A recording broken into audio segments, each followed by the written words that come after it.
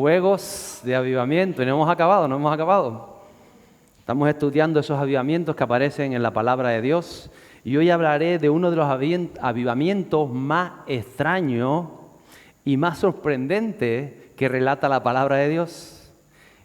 Ahora diré cuando lo mencione, que si usted lo estudia, dirá, cosa rara lo que hace el Señor. Lo recoge la Biblia y podía no haberle recogido. Si no lo hubiese recogido, ni siquiera nos hubiésemos enterado de esa faceta, de esa área o de esa clave para esto que estamos estudiando, los avivamientos de la palabra. Por eso Dios quiso plasmarlo, porque rompe todos los esquemas humanos y manifiesta su gracia. Se lo estoy haciendo así a ver si usted le da curiosidad de saber qué avivamiento será, que es extraño, que es raro, que rompe todas las reglas y todos los cánones que podemos inventarnos o pensar. Y que le voy a hablar un poquito del contexto donde se produce este avivamiento. Y es en ese contexto que estuvimos hablando de los reyes de Judá, del avivamiento de David, del avivamiento de Ezequías, del avivamiento de Josías en los reinos de Judá y de Israel. Y este está en esos contextos. Es cuando ya los dos reinos estaban establecidos, el reino de Israel, el reino del norte, y el reino de Judá, que se habían separado. Y estos dos reinos estaban pasando por un tiempo de estabilidad política, de estabilidad económica y social. Pero precisamente en tiempos que estaban pasando esa estabilidad, el pueblo de Israel, el reino del norte, no aprovecha esos momentos para acercarse a Dios. Al contrario, ellos se sintieron empoderados, ellos se sintieron que ya habían salido adelante, que habían conquistado casi el territorio a la altura que lo tenía Salomón y que se estaban enriqueciendo en sus comercios y en sus cosas y estaban muy liados para buscar a Dios. A veces nos pasa. A veces estamos tan metidos en nuestras cosas, que estamos tan ocupados, progresando en la vida, avanzando en tantos otros proyectos y nos olvidamos de Dios. Entonces, a pesar de que Dios les dio estabilidad a los reinos del norte y del sur, ellos no aprovecharon o no supieron aprovechar este tiempo. Y en este tiempo se produce este avivamiento del que les voy a hablar el día de hoy. Jonás, capítulo 1, versos del 1 al 3. Y si digo Jonás, ya sabe de qué avivamiento voy a hablar, ¿verdad? Vino palabra del Señor a Jonás, hijo de Amitai, diciendo, levántate, ve a Nínive, la gran ciudad, y proclama contra ella, porque su maldad ha subido hasta mí. Pero Jonás se levantó para huir a Tarsis, lejos de la presencia del Señor, y descendiendo a Jope, una ciudad marítima con puerto, entró en un barco que iba a Tarsis, pagó el pasaje y entró en él para ir con ellos a Tarsis, lejos de la presencia de Dios. Todos sabemos, y Jonás sabía, que él no se puede alejar de la presencia de Dios, porque Dios está en todo lugar. Usted no puede decir, no, me voy para el sur, que ahí no está Dios, va a encontrar a Dios. Usted no puede decir, me voy para allá, para Colombia, a ver si no está Dios, va a encontrar a Dios. Usted dice, no, me voy a Venezuela, también va a encontrar a Dios. Y si va a Cuba, va a encontrar a Dios, ¿o no? Entonces, es absurdo que Jonás piense que es un profeta de Dios, un varón de Dios, un creyente que va a ir a Tarsis a huir de la presencia de Dios. En realidad lo que quiere es huir de su llamado. Él sabe que allí ya Dios lo va a dejar de lado, porque dice, no, ya estoy muy lejos para hacer lo que tú esperabas. Ya eso manda a otro, porque yo estoy aquí. Entonces quería huir del llamado de Dios. Y aprendemos de este avivamiento a través de la persona, el avivador de este avivamiento, la persona que Dios usó, y también dónde se produjo. Es interesante hacer un matiz o una parada en esto. Primero, porque usó a alguien que no quería obedecer. Jonás no quería obedecer la voz de Dios. ¿Cuántas veces nosotros no hemos querido obedecer? ¿O no? ¿O me lo estoy inventando? Oye, algunas hace así. Y se saca las dos manos también. En algo nos parecemos a Jonás, que lo vemos y dice, como no hizo caso a Dios, ¿cuántas veces hemos desobedecido nosotros? Y tiene que ser Jonás tratado por Dios. ¿Cuántas veces estamos siendo tratados por Dios y no somos conscientes? Y por eso hay acontecimientos en nuestra vida que decimos, ¿qué es lo que está pasando? Y a veces, no siempre, pero a veces es que Dios nos está tratando para que entendamos la verdad que Él nos quiere llevar a vivir. En segundo lugar, este avivamiento se produce fuera del pueblo de Dios. No se produce en territorio de Israel ni de Judá. Se produce en una nación lejana a los asirios, en Nínive, en toda una ciudad que era una ciudad pagana. Y esta ciudad fue impactada y recibió el despertar el mover, el avivamiento de Dios, dejando toda esa ciudad sus pecados para recibir y aceptar al Dios verdadero y recibir la gracia de Dios. Y en tercer lugar, el relato completo se encuentra en el libro del profeta Jonás. Son apenas 4 capítulos y los 4 capítulos nos hablan del avivamiento, de lo que Dios estaba haciendo en esa nación pagana y de lo que está haciendo en el corazón de Jonás. Así que como tarea, si usted quiere saber más, ora al Espíritu Santo y léase en casa el libro de Jonás, 4 capítulos. El mismo Jesús menciona este libro de Jonás, porque le da importancia a lo que aconteció en tiempo de Jonás, siglos más tarde. Y por supuesto, el libro de Jonás, como todos los libros son primicias del libro del Nuevo Testamento, Jonás es primicia del libro de Hechos. Si usted ve el capítulo 2 de Hechos, lo que está sucediendo cuando Pedro comparte el primer sermón es lo mismo que sucedió en la ciudad de Nínive, que es un llamado al arrepentimiento. Los ninivitas, los que vivían en esta ciudad, eran asirios, era la capital asiria, tenían fama de gente perversa, de terribles guerreros. Mataban a los enemigos que los enfrentaban. Ellos iban delante de la ciudad y si no se rendían, o se rinden o nos la cobramos, Y si no se rendían, asaltaban la ciudad. Dicen que a las mujeres embarazadas de varios meses les abrían el vientre, les sacaban los niños y cogían a los niños por las 2 piernas y los estallaban contra el suelo, delante de las madres. Terrible.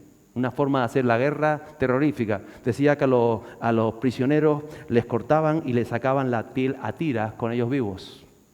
Gente perversa. Gente, terroristas y eran, por supuesto, gente orgullosa. Y enemigos de Israel. Habían intentado en varias ocasiones invadir y aceptar a Israel. Y mucho más tarde lo llegaron a conseguir. Israel distaba de Asiria, de Nínive, unos 800 kilómetros. O sea que era bastante lejana. Jonás intenta renunciar a ese llamado. Jonás sabe quiénes son los ninivitas. Jonás sabe el contexto y él mismo es profeta. Jonás está profetizando en tiempos del rey Jeroboam de Israel, en ese tiempo, como digo, de estabilidad, y Jonás está predicando que se arrepienta el pueblo porque estaban bien económicamente, pero no estaban buscando de Dios. Entonces él está en esa encrucijada junto con otros profetas que aparecen en la palabra de Dios. Y cuando él recibe ese llamado de Dios, él dice, no le dice nada a Dios, se acerca a Jope. Estuvimos nosotros cuando estuvimos en Israel, en la ciudad de Jope, que es una ciudad, un puerto el más cercano a Jerusalén, y ahí toma un barco. En este tiempo los barcos eran fenicios que navegaban por todo el Mediterráneo, un barco comercial, y dice, él sabe que la ciudad más lejana de Israel que conocía en esa época era Tarsis. La ciudad de Tarsis se cree que estaba entre Huelva, Cádiz, ahí al sur de la península ibérica, y dice, esa ciudad más lejana que hay, pues se pagó un billete y dice, pues para allá me voy. Porque Dios me dijo que vaya a Nínive y voy a hacer exactamente lo contrario. ¿Por qué? Porque quiero renunciar a ese llamado. Que Dios mande a otro, porque yo no pienso hablarle de Dios a gente tan perversa, a gente ruin, a gente que no merece el perdón de Dios. Eso es lo que él pensaba. Y entonces se va para allá. Él mismo da la explicación de por qué huye. Lo dice el capítulo 4, verso 2. Dice, y oró al Señor y dijo, Señor, ¿no era esto lo que yo decía cuando aún estaba en mi tierra, allí en Israel? Dice, por eso me anticipé a huir a Tarsis, porque sabía yo que tú eres un Dios clemente y compasivo, lento para la ira y rico en misericordia, y que te arrepientes del mal con que amenazas. En otras palabras, Jonás conocía a Dios. Es un Dios de amor, es un Dios de misericordia. Y Jonás tenía prejuicios en su corazón. Él no quería, él sabía, yo conociendo a Dios, si le hablo a la gente de Dios, capaz que van a recibir el mensaje de Dios, se van a arrepentir y Dios no los va a castigar. Qué forma de pensar esta, ¿no? Sobre todo cuando uno es creyente, ¿no? Dice, no, pastor, yo nunca he pensado así, ¿seguro? Porque ¿cuántas veces has pensado lo que tú crees que es justo para la persona que te hizo daño, la persona que te traicionó, la persona que te abandonó, la persona que te estafó, la persona que dijo de ti, la persona que insultó a tu hijo, que te criticó, esos inmigrantes que están ahí, que vienen, que todos necesitan porque todos son ruines, porque se dedican a robar, porque allá ese jefe en el trabajo que te ha bajado 3 veces el sueldo, que ha intentado echarte, Ese hermano que se fue de la iglesia y se fue de la iglesia. ¿Y cómo se fue? Echando pestes del pastor, o echando pestes del otro, o hablando mal del otro. ¿Qué has pensado en tu corazón? ¿Qué se merece? No, eso es un seguidor de Satanás. Eso se merece. ¿Qué se merece? Los etarras, los asesinos. Te recuerdo los terrores, los atentados de ETA, como salían las noticias, los etarras. Y ese es etarra, y tú miras a un etarra y dices, ¿a cuántos niños mató? ¿Cuánta masacre hizo? ¿Ese se merece el perdón de Dios? Tremendo ¿verdad? O ese político que aprobó esa ley, ese. Y aunque no lo decimos con la boca, algo hay, el desprecio está en nuestro corazón. Porque tenemos un sistema de justicia que no es la justicia de Dios. Y entendemos las cosas desde nuestra propia percepción, desde lo que nosotros pensamos, desde lo que nosotros creemos. Y así, de esta manera, se sentía Jonás. Él nunca lo hubiera reconocido, quizá porque ni él mismo sabía que su corazón era así, que él odiaba a los asirios y tenía razones para odiarlos. ¿Hasta qué? Hasta que el Dios lo llama y le dice, vas a ir y vas a llevar mi palabra y vas a profetizar a Nínive. Y dice, y entonces despertó algo en él y dijo, no, yo no. Manda otro. Conmigo no cuente. Y yo creo que Jonás diría, ¿quieres llevar un despertar espiritual? ¿Quieres llevar un avivamiento? ¿Quieres llevar esperanza a esos incircuncisos asirios? Hablamos de la circuncisión el domingo, ¿verdad?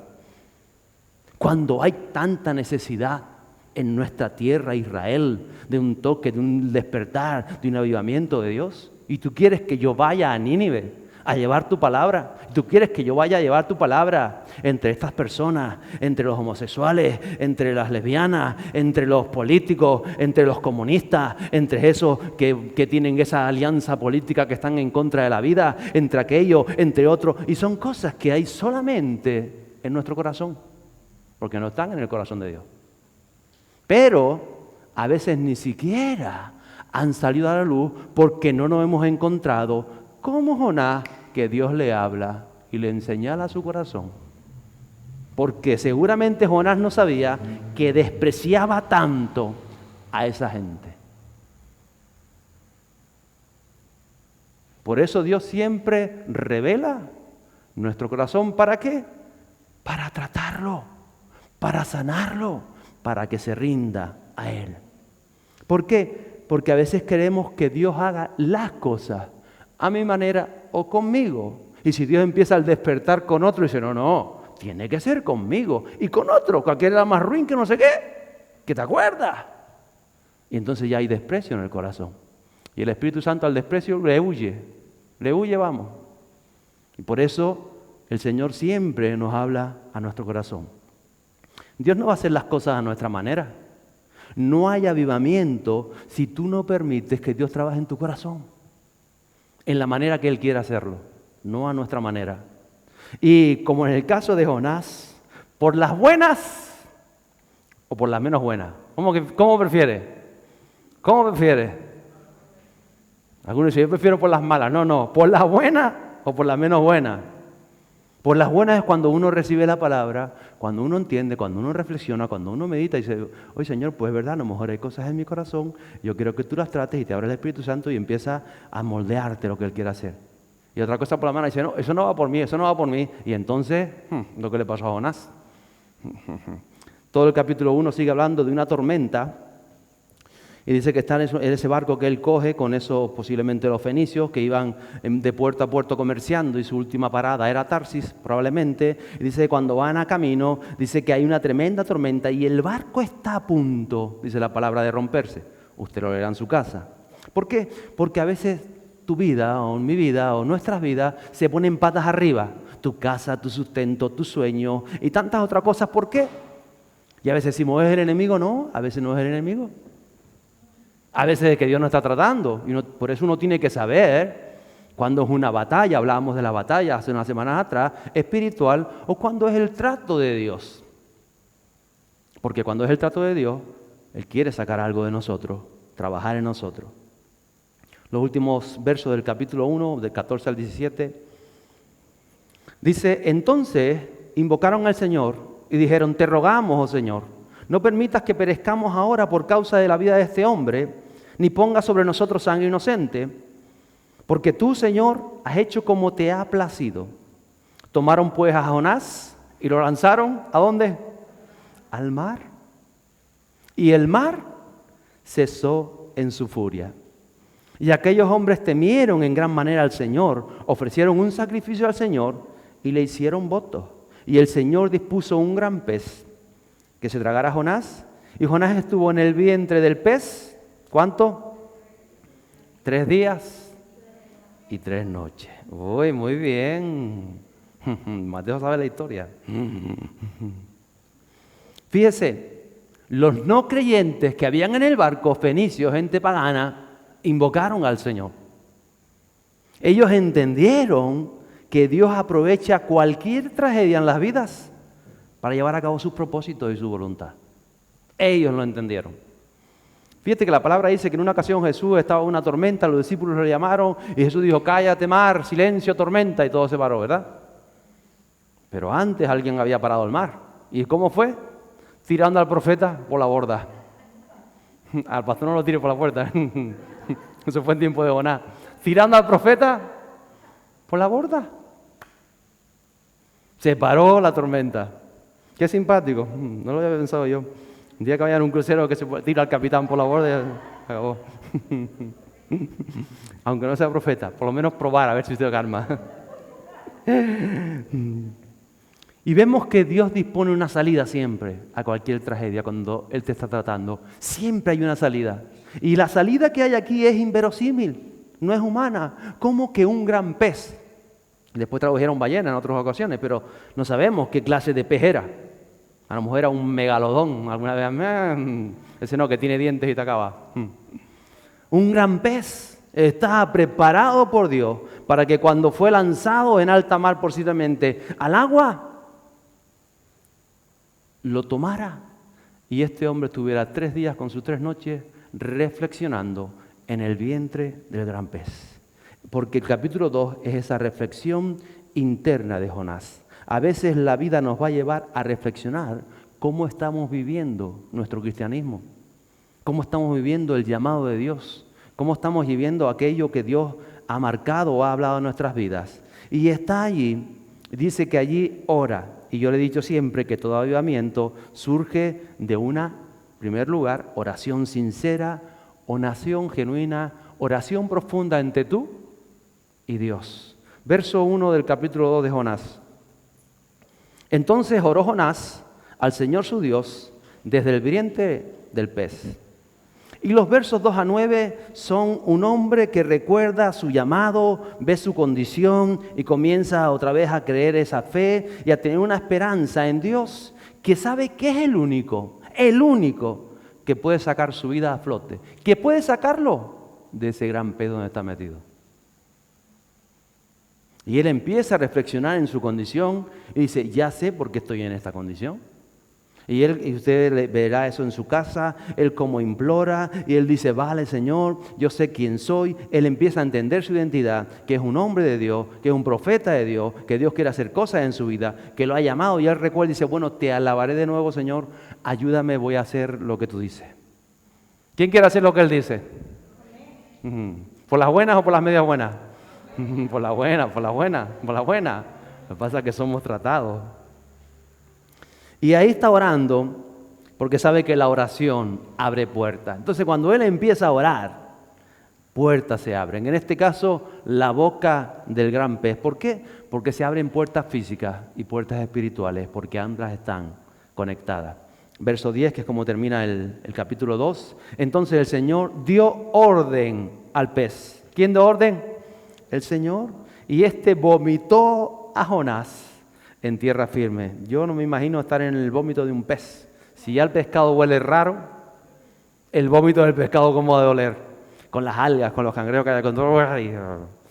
No importa, a veces tenemos que pasar por el chiquero, como pasó el hijo pródigo, para entender el amor del Padre, como pasó también con Jonás. Entonces termina ese capítulo 2, que es otro capítulo también en la vida de Jonás, cuando él acepta su llamado, cuando él entiende la razón de ser de que está en la tierra, de que no era para hacer con su vida lo que le da la gana, sino era para hacer la voluntad de Dios como tú y yo entendemos el Evangelio. Y eso no es todo, porque uno puede estar haciendo lo que tiene que hacer, pero lo puede estar haciendo por obligación. Puedes estar haciéndolo porque te toca, puedes hacerlo porque eres responsable con tu trabajo, con tu llamado y puedes hacerlo, pero Dios quiere llevarnos más allá, a algo más siempre. Y una vez más, segunda parte de este avivamiento, hay que anunciar la palabra de Dios. Tú y yo somos portadores del mensaje de los cielos. Y si tú no eres portador del mensaje de los cielos, en tu vida no se puede dar avivamiento. Si tú no estás hablando y compartiendo el mensaje que has recibido, no puede haberlo. Romanos 10:14 dice, ¿cómo pues invocarán a aquel en quien no han creído? ¿Y cómo creerán en aquel de quien no han oído? ¿Y cómo oirán sin haber quien les predique? Entonces no es excusa que muchas veces yo sé que hasta yo he usado esa excusa. No, ya yo les dije. No, ya yo les he hablado. No. Y a veces es la comodidad las excusas. ¿Por qué? Porque hay un mensaje para cada corazón. Por eso tenemos que aprender a escuchar al Espíritu Santo. Por eso es necesaria la oración con el Señor y estar predispuesto, porque el Espíritu Santo va a hablar a tu espíritu o te va a decir lo que la persona que tienes a tu lado necesita y va a ser algo personal. Va a ser algo que Dios te va a decir. Habla de esto, habla de esto, simplemente escucha, ahora cuéntale, no le cuentas, ayúdalo en esto, algo va a ser, porque hay muchas maneras de evangelizar o de predicar la palabra o de ser un portavoz del Señor. Pero tenemos que saber lo que el Señor nos está diciendo para cada persona en cada momento, porque es Dios el que hace la obra. Pero la hace a través de su iglesia, a través de sus hijos, a través de la disposición. Por eso el capítulo 3 comienza diciendo los versos 1 y 2, vino palabra del Señor por segunda vez a Jonás diciendo, levántate, ve a Nínive, la gran ciudad, y proclama en ella el mensaje que yo te diré. ¿Qué tiene que proclamar? ¿Qué tenemos que proclamar? El mensaje. Y para esta ciudad hay un mensaje específico. A veces nosotros decimos el mismo mensaje para todo el mundo. Eso es lo que a veces ha frenado el mover del Espíritu Santo. Ha frenado que la palabra no entre. Porque hay un mensaje para tu vecino. Y quizás para tu padre es otro mensaje. O para tus hijos otro mensaje. Y hay un mensaje que todo tiene que ver con el Evangelio. Claro, todo tiene que ver con Jesús. Pero es ese mensaje personal que Dios te hace entender a ti cuando tú tienes esa relación con Dios. Para que tu vecino, para que tu hijo, para que tu padre, para que tu compañero de trabajo pueda entender a Dios en la manera que Él quiere expresarse. ¿Ya está entendiendo?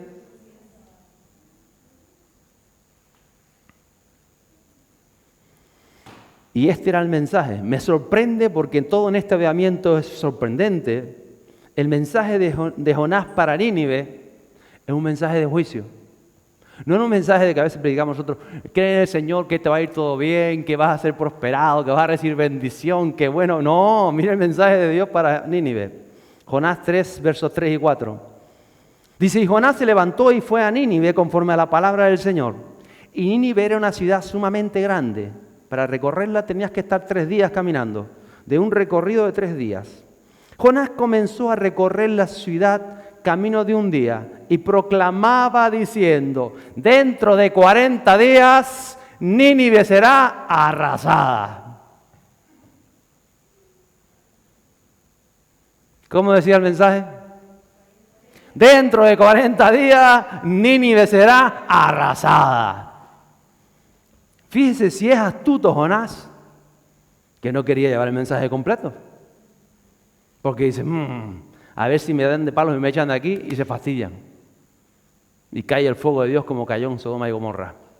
Eso es lo que le estaba pensando. Porque él pensaba que todos esos ninivitas había que exterminarlos. Había que acabarlos. Porque no merecían la gracia de Dios. Ojo al dato. Y me recuerda este mensaje, el primer sermón también de Pedro en el capítulo 2 de Hechos que le decía antes, que era un mensaje de arrepentimiento. Hay que ser claros muchas veces, porque si no hay arrepentimiento genuino y real, en la clave que hablaba en el avivamiento de David, no hay avivamiento. Por eso nosotros tenemos que mirar si verdaderamente nos hemos arrepentido. Porque a veces recibimos a Jesús y caminamos nuestra vida como cristianos sin un arrepentimiento genuino y real que produce algo en nosotros. No hay un despertar en las vidas. Arrepentimiento es el tercer paso que veo en este avivamiento. Jonás capítulo 3, versos 5 a 9, dice: y los habitantes de Nínive creyeron en Dios. Y no solamente creyeron en Dios, proclamaron ayuno y se vistieron de cilicio desde el mayor hasta el menor de ellos, hasta los niños. Cuando llegó la noticia al rey de Nínive, se levantó de su trono, se despojó de su manto, se cubrió de cilicio y se sentó sobre ceniza. E hizo proclamar y anunciar en Nínive por decreto del rey de sus grandes diciendo: ni hombre ni bestia, ni buey ni oveja prueben cosa alguna, no pasten ni beban agua, sino cúbranse de cilicio hombres y animales, y clamen a Dios con fuerza, y vuélvase cada uno, ¿de qué? De su mal camino y de la violencia que hay en sus manos. ¿Quién sabe? Quizá Dios se vuelva, se arrepienta y aparte el ardor de su ira y no perezcamos. Un arrepentimiento verdadero, total y profundo, de entrega a la gracia de Dios. Increíble esto, porque hay creyentes que llegan a creer y nunca pasan por este proceso en su vida de entender, como yo decía el domingo, el peso del pecado. Y a veces ese arrepentimiento es lo que te permite, es lo que te sumerge en una nueva realidad, en la verdad de Dios. Y ellos lo tienen claro, ellos saben quiénes eran. Por eso dice: vuélvanse de su mal camino, aparten la violencia de sus manos. Ellos conocían su pecado, ellos sabían cómo eran vistos, ellas entendieron en ese momento todo lo que había sucedido en sus vidas. Y quieren la gracia de Dios. No importa todo lo que hubieran vivido. Dice que ellos claman completamente. ¿Y de qué manera lo hacen? Dejaron sin comer a sus animales, a sus bestias, a las gallinas no les echaron agua ese día. Porque decían: vamos a ver, que nadie toque comida. No hay tiempo de estar alimentando al ganado, de estar haciendo lo otro. No, vamos a clamar a Dios. Vamos a ver si Dios nos permite que ese juicio que está sobre nosotros sea quitado, porque somos culpables. Sabemos que somos gente violenta, sabemos que hemos hecho el mal, ahora entendemos qué es el pecado. Antes no sabíamos qué era, ahora sí lo entendemos. Y claman por Dios, te hacen clamar, y entonces su vida se vuelve ingrata al Espíritu Santo, y eso produce la llenura del Espíritu Santo. Jesús usa precisamente este contexto cuando Él está hablando y Él está predicando en Jerusalén. Él usa la actitud de los ninivitas para denunciar la generación de su época, que eran creyentes, pero que no estaban recibiendo las palabras de Jesús. Fíjese, Jesús dice: estoy aquí, ustedes recuerdan a Nínive, cómo Jonás fue, cómo Jonás predicó y cómo ellos enseguida entendieron. Y Jesús dice: yo llevo 3 años entre ustedes, hablando, haciendo milagros, haciendo resurrecciones, sanando vistas, tocando el corazón, esto, lo otro, y siguen caminando como si ya ustedes fueran cristianos, como si fueran creyentes, como si fueran el pueblo de Dios, y no hay un cambio en el interior. Tremendo ¿verdad?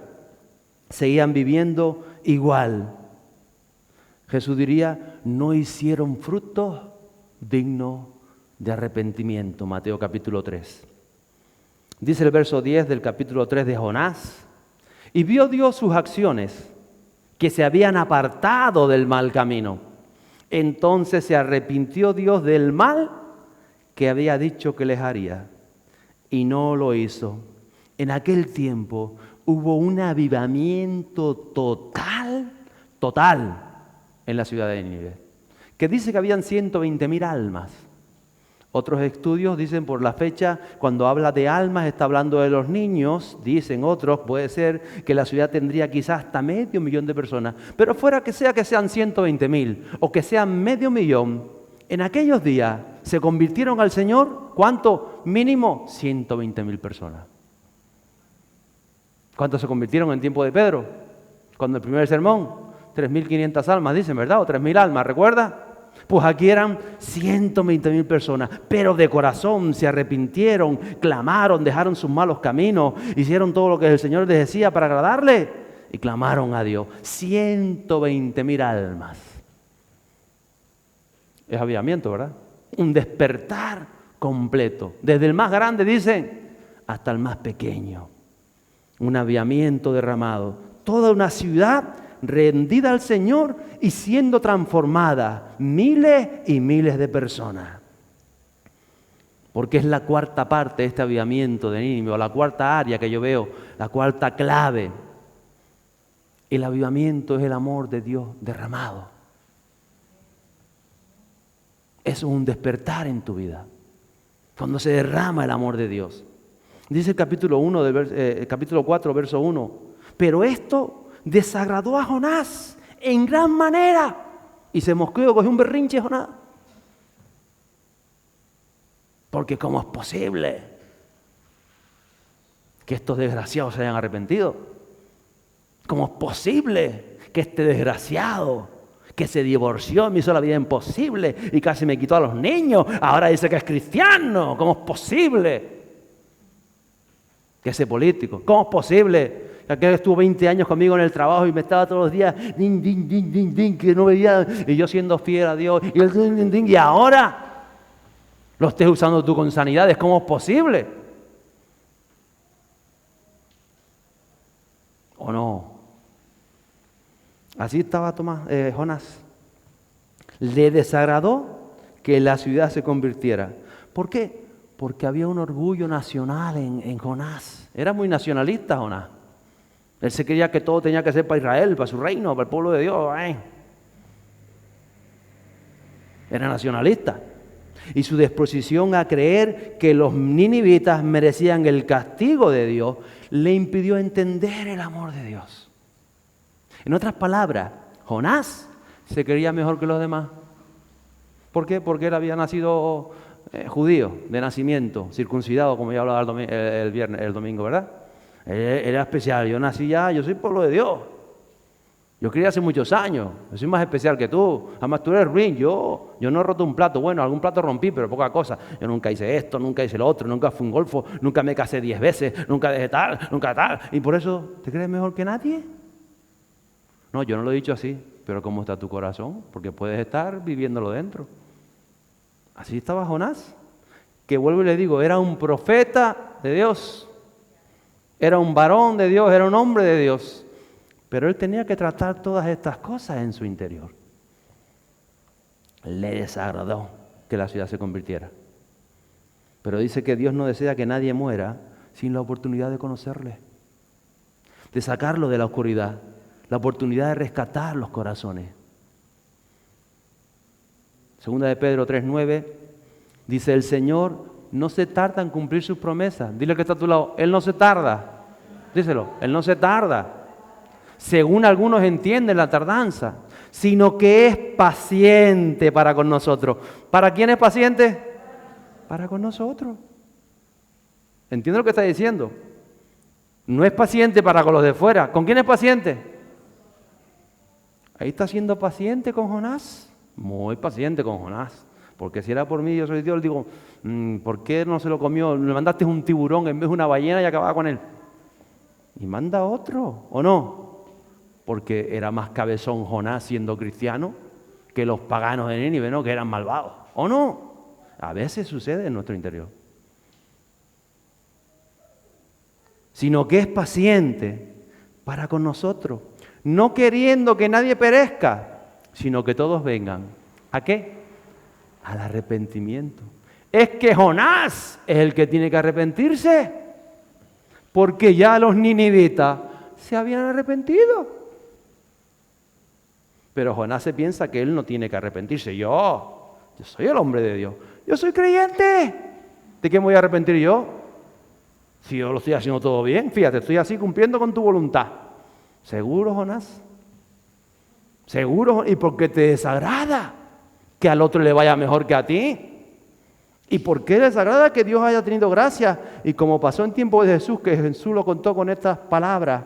Un hombre salió, un señor tenía y mandó obreros a su viña, y unos empezaron a las 8 de la mañana y trabajaron todo el día, y otros a las 12, y otros a las 5 de la tarde, y otros llegaron a las 7 de la tarde y solo trabajaron 1 hora, y a los que trabajaron 1 hora les pagó el día completo 120 euros, y aquellos, si a estos por 1 hora le pagan 120 euros, a mí me va a pagar 2.000.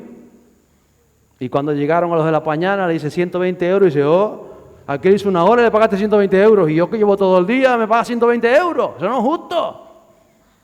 Y le dice el Señor, pero yo no te dije a ti por la mañana que yo pagaba 120 euros al día. Sí, pero es que a aquel le pagaste 120 por 1 hora. Yo no puedo hacer con mi dinero lo que me da la gana.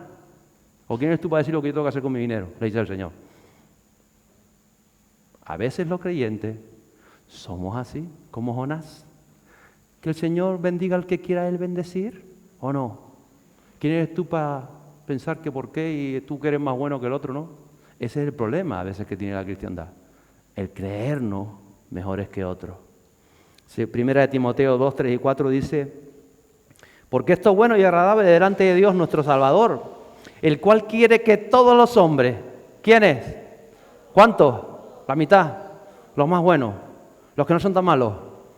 Todos los hombres sean, es lo que Dios quiere, y vengan al pleno conocimiento de la verdad. Ese es el deseo de Dios. ¿Y con quién cuenta? Diga, ¿cuenta conmigo? Porque hasta con Jonás el rebelde contó. ¿Cuánto más con nosotros? ¿No va a contar?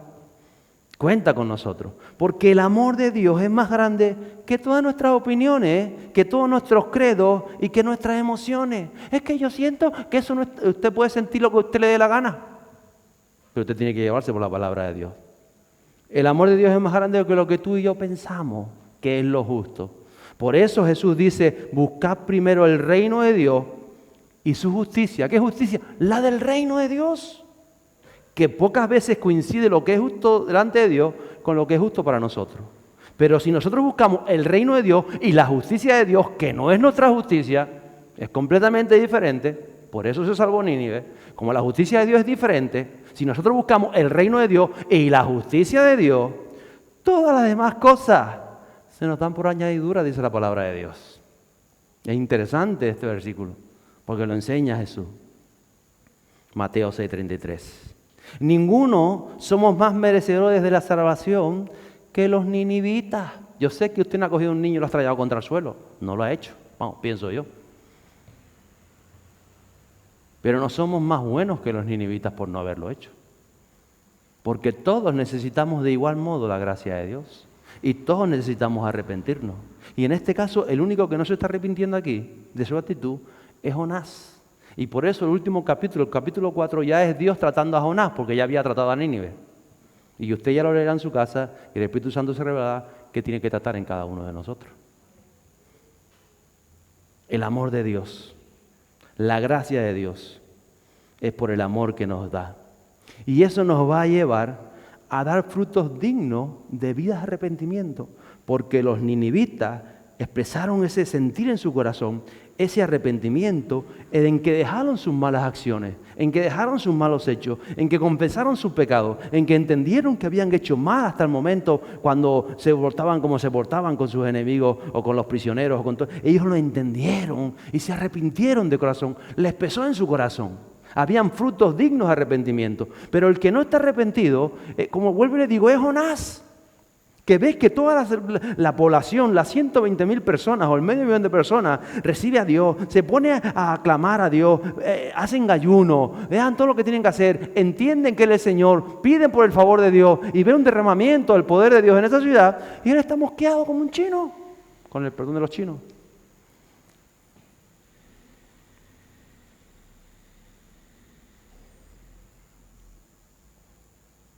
A veces nos enfada que a otros les vaya mejor que a nosotros. Por eso yo estaba orando 6 meses por el trabajo. Y aquel llegó ayer y ya está trabajando. ¡Y qué buen trabajo le dieron! Y no se lo vas a decir. Vas a decir, ay, qué bueno. Ay, sí, qué bueno, qué precioso. Pero en tu corazón estás pensando, ¿y qué universidad? ese trabajo lo merecía yo, porque este hasta medio cachanchan, ¿o no? Y entonces Dios nos trata. El profeta, el creyente, tiene que aprender en su vida. Y yo creo que nosotros aprendemos de este extraño avivamiento. Mire, no hubo señales, ni milagros, ni sanidades, ni resurrecciones.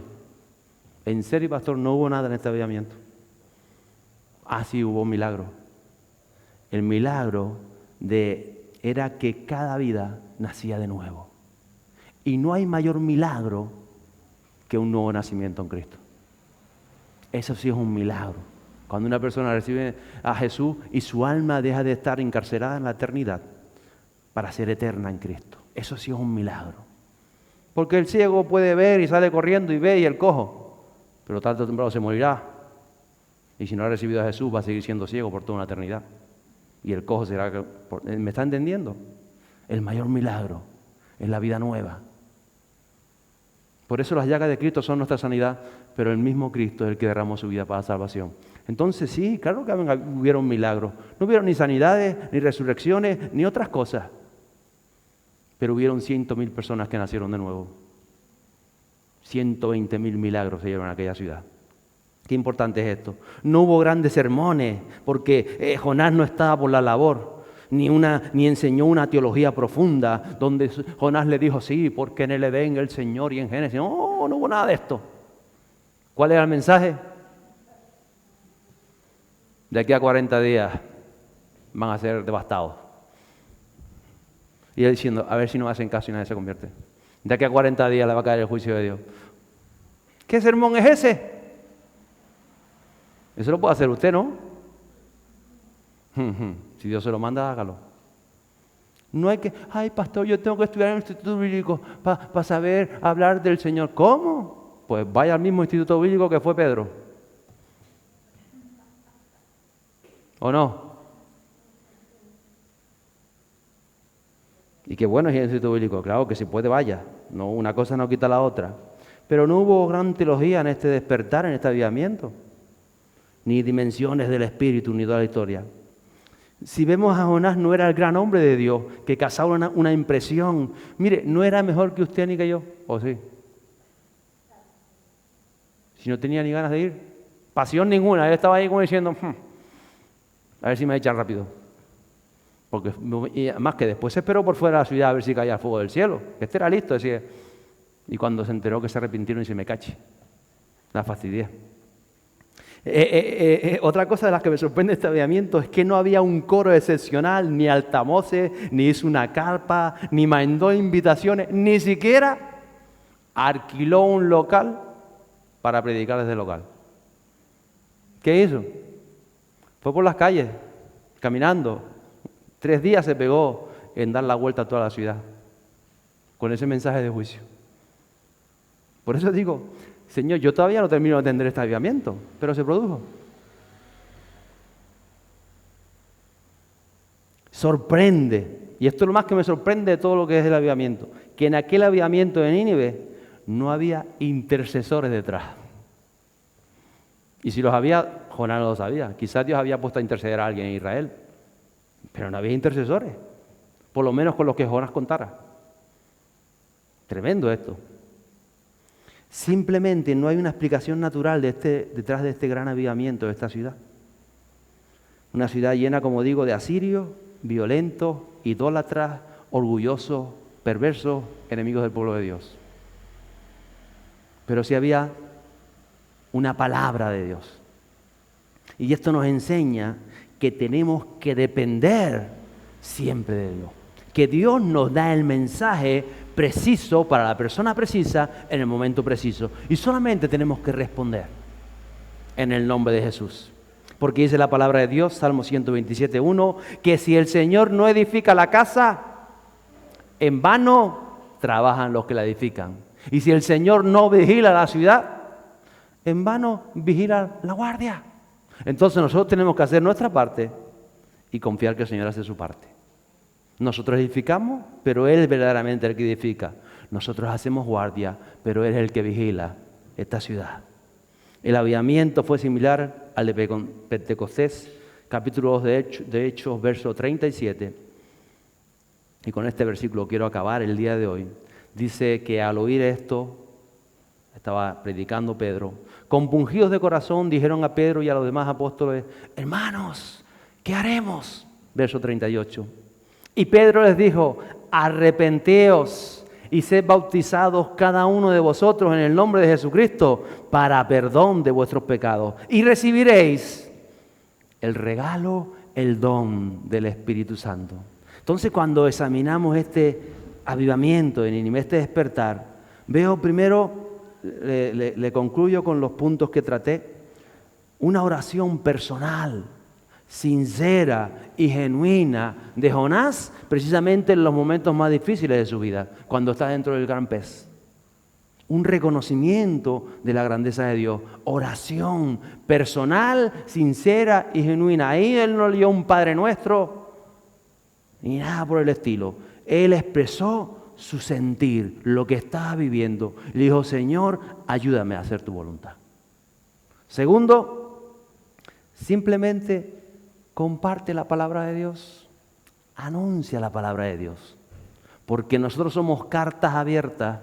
Comparte el mensaje, a la manera que Dios te ponga, como tú sepas hacerlo. Habla del Señor, con ayuda, con un texto, con lo que el Señor te vaya tratando, con lo que Él te está diciendo para esa persona, quizás a veces escuchando. Habla la palabra de Dios, sé un portador, considérate un portador del mensaje del Señor. Tú eres la palabra viva que camina por la tierra. Así le pasó a Jonás. En tercer lugar, asegúrate que tú mismo eres una persona que te has arrepentido. Asegúrate. Porque Jonás pensó que él estaba arrepentido y Dios tuvo que tratarlo y sacar de su corazón todo ese menosprecio, ese rencor, todo aquello que había por otras personas. Y el último, deja que el amor de Dios fluya a través de tu vida. Que Él fluya a través de tu vida. No somos nosotros, es el Espíritu Santo el que quiere hacer algo en nosotros. Y recuerda siempre que dependemos de Dios, que esto es obra de Dios. Y qué bueno que Él cuente con nosotros, a pesar de que muchas veces somos como Jonás, rebeldes sin causa, y hacemos lo contrario, y pensamos que no, que es a nuestra manera. Aún así, estamos aquí porque Él también nos ama a nosotros, y porque Él quiere hacer algo grande en esta tierra.